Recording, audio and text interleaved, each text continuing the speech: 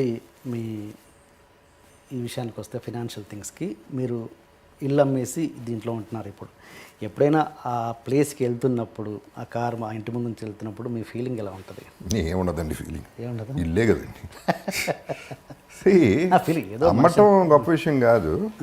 నేను అనేది ఇది మెటీరియలిస్టిక్ అండి. ఇప్పుడు మెటీరియలిస్టిక్ థింగ్స్, అందుకనే ఇప్పుడు నా థింకింగ్ వేరండి. ఇప్పుడు డబ్బు అనేది ఒక రేంజ్ వరకే డబ్బుకి రెస్పెక్ట్ ఇవ్వాలి. ఒక రేంజ్ వరకు డబ్బులు సంపాదిస్తాం, ఆ తర్వాత డబ్బులు మనం సంపాదించేస్తాం, బానిస అయిపోతాం. అది పెద్ద అడిక్షన్ అండి. దాని అంత పెద్ద జబ్బు ఇంకోటి లేదు. సిగరెట్లు, మందు, గ్యాంబ్లింగ్ కాదు, డబ్బు పిచ్చి అనేది ఒక పెద్ద జబ్బు. ఇప్పుడు అది కనుక ఆ గ్రిప్లోకి వెళ్తే మనుషులు కనపడరు, హార్ట్లు కనపడవు, ఏవి కనపడవు. మర్డర్ చేసినా డబ్బులు సంపాదించాలి, బ్రదర్ చచ్చిపోతే ఆస్తి వస్తుంది మనకి సగం, ఫాదర్ చచ్చిపోయి ఎప్పుడు చేస్తాడా, డబ్బులు ఇస్తాడు, ఈ ఆలోచనలు కదా ఉండేది ఫైనల్లీ. అండ్ డబ్బుకు కూడా ఒక లిమిట్ ఉంటుందండి. మీరు క్లియర్గా ఆలోచిస్తే ఎంతమంది వేల కోట్లు పెట్టుకుని ఏం చేస్తున్నారండి లైఫ్లో? నాకు ఉందంటున్నారు, ఓకే, ఉండి ఏం చేసుకుంటున్నారు? నిద్రలేదు కొంతమంది కాన్స్టిపేషన్, కొంతమందికి డయేరియా, రకరకాల మనుషులు. కొంతమంది వేల కోట్లు సంపాదించి జైలుకి వెళ్ళిన వాళ్ళు ఉన్నారు. కొంతమంది అంటే జెన్యున్ క్రైమ్ చేశారో లేదో పక్కన పెట్టండి, కన్విక్షన్ పక్కన పెట్టండి. I'm saying what is the final. అందుకనే నేను డబ్బులు అనేది that is a part of life తప్ప, శుభలగ్నంలో డైలాగ్ లైఫే కాదు, ఇది మొత్తమే డబ్బే లైఫ్ కాదు అనే దాని మీద ఈ గ్యాంబ్లింగ్ కూడా ఐ వుడ్ సే దాంట్లోంచి వచ్చిన ట్రేటేనండి. అంటే ఇది నేర్చుకోగలగాలి, ఇవ్వటమో లేకపోతే పోవటం అనేది నేర్చుకోగలిగితే బాగుంటుంది లైఫ్లో.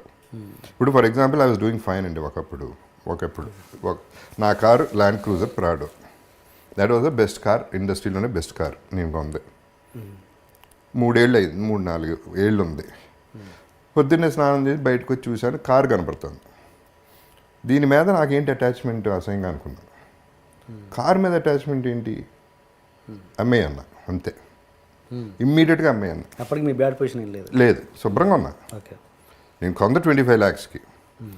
సరే డెస్పరేట్ మామూలుగా నేను అమ్మేయన్నాక పట్టించుకోండి పెద్దగా. ఎవరో 9 లక్షలు 10 లక్షలు అన్నాడు, తీసుకుపో అన్నా. ఇక దాని గురించి డిస్కషన్ వద్దు. So that is how I feel. Letting go, వదలగలిగితే చేయి నొప్పి పట్టదు, పట్టుకుంటేనే చేయి నొప్పి పడుతుంది. ఇది నాది అంటే మనం we are torturing our mind and body and everything. And మిగతా అన్నీ మర్చిపోతున్నాం. ఎంతమంది పేరెంట్స్ని కలుస్తున్నారండి, ఎంతమంది కలిసి ఉంటున్నారు ఫ్యామిలీలో, ఎంతమంది హస్బెండ్ అండ్ వైఫ్ హ్యాపీగా ఉంటున్నారు. డబ్బు విషయంలో కూడా ఎన్ని డివోర్సులు జరుగుతున్నాయి. So all this the main villain in life is money అండి.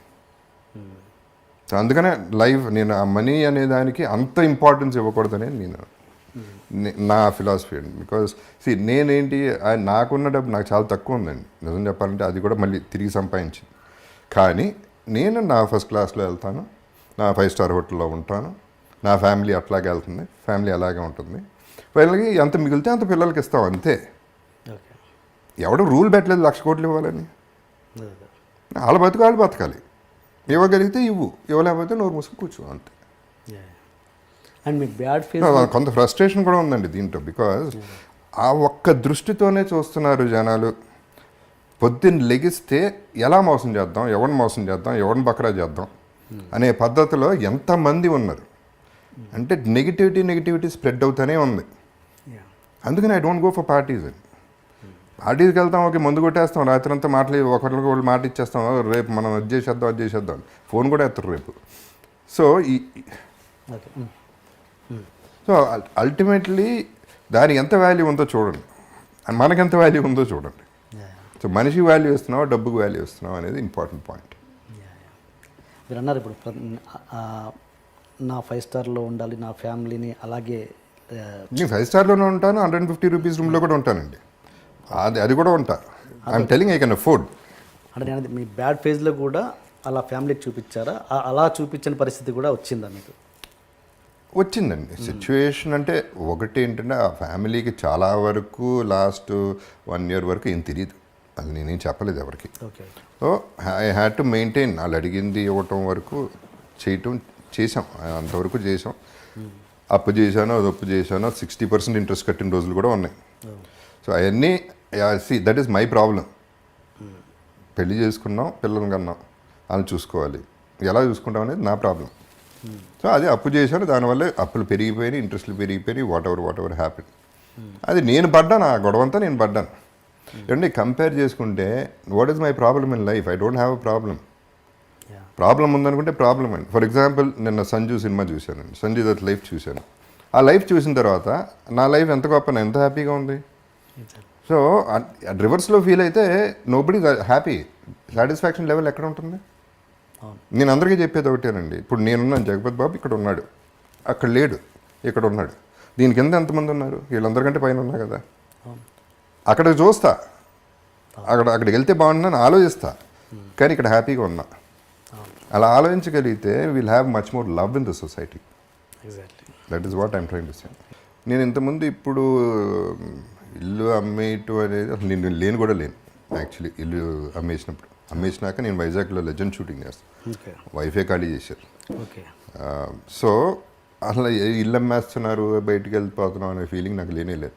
టు ప్రూవ్ దట్ రీసెంట్గా ఒక పర్టికులర్ విజువల్ నేను షూట్ చేసుకున్నాను వేరే దానికి. ఆ ఇంటి ముందే నేనే కావాలని తీసుకెళ్ళి కెమెరా పెట్టి గేట్ బయట నుంచుని, ఒకప్పుడు నా ఇల్లు ఇది, ఇప్పుడు ఇల్లు అదే, అడ్రస్ అదే, పేరు మారింది, అంతే జరిగింది, అంతకంటే ఏమీ జరగలేదు. ఈ ఇల్లు పోవడం వల్ల నాకేం పెద్ద నష్టం కలగలేదు, ఇంతకంటే పెద్ద ఇల్లే కట్టుకోగలను. So it is not an issue అనేది ఇంతకుముందే చెప్పాను. వాటి మీద ప్రేమ పెంచేసుకుంటే మనం ఎందుకండి ఇంకా కావాలి. ఇల్లు ఉంటే బాగుంటుంది. బ్రహ్మాండమైన ఇల్లు కట్టడం చాలా ఖర్చు పెట్టి చాలా మంచి ఆర్కిటెక్ట్తో బ్రహ్మాండమైన ఇల్లు, అందరూ వచ్చేవారు, అందరికీ విపరీతంగా వచ్చేది, అందరికీ 300 రోజులు భోజనం పెట్టేవాడిని. So wonderful times we had, all that is okay fine. But situation అది అయితే ఏమవుతుంది ఏమంటే, ఇప్పుడు హాస్పిటల్కి వెళ్తే పేషెంట్ని చూడటానికి ఒక రూమ్కి వెళ్తే పేషెంట్ చచ్చిపోయాడు, వేరే పేషెంట్ వచ్చేసాడు, పేరు మారిపోయింది, అక్కడ మనిషే పోయాడు అక్కడ. అంత సింపుల్గా జరుగుతుంది. ఇల్లు, కారు ఇట్లాంటివన్నీ అంత సీరియస్గా తీసుకుంటే I don't think you are giving value to your life. ఉన్నాయండి, అన్ని డబ్బులు ఉంటే ఏదైనా చేసుకోండి లైఫ్. రామ్ గోపాల్ వర్మ గారి రిలేషన్షిప్ ఏమిటి మనీ తోటి, other than the fact that it is a means, it's an energy? నాకు అసలు అబ్సల్యూట్గా మనీ అనేది నేను చెప్తే నమ్మరు. నేను లాస్ట్ 30 yearsలో డబ్బులు అనేది నేను ముట్టుకోలేదు ఎప్పుడు.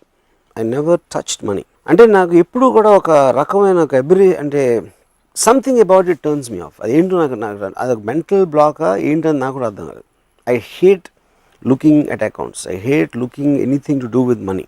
యూనో, చాలా ఆలోచించిన తర్వాత నాకు ఒకే ఒక సొల్యూషన్ ఏమొచ్చిందంటే నా మెంటాలిటీకి, I use to hate maths. School కాలేజ్లో మ్యాథ్స్ అనే సబ్జెక్ట్ అస్సలు నాకు నచ్చేది కాదు. అదొక రీజన్ అని అనుకుంటున్నాను. బికాజ్ డబ్బులు is connected to accounts and mathematics in a way. That is only reason. Yeah. But no other judgment. Yeah. So నా వెల్త్ ఏంటి? అప్పుడు నాకు మనీ లేదు, నాకు ఐడియాస్ ఉన్నాయి. But ideas also become a converter of energy.